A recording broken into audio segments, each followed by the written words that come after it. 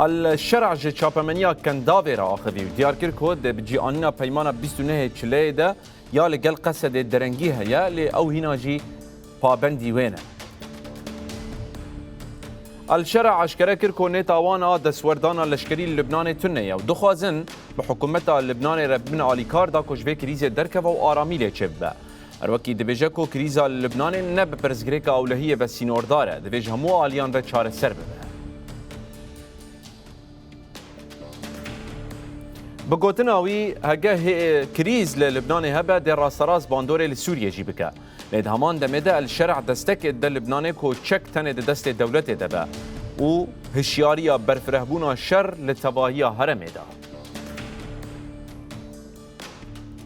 ده همان خافتنا خود احمد الشرع گوت که او نخوازه به اسرائیل رته که و نوا پرزگریکان و تو برجوندین وان دوه که ده تننه.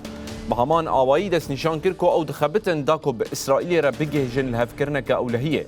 و گوتناوی اگر لحفکرن به اسرائیل را چه ببه ده آشتیه که گشتی بی کش جولان بین خواره بی کوره.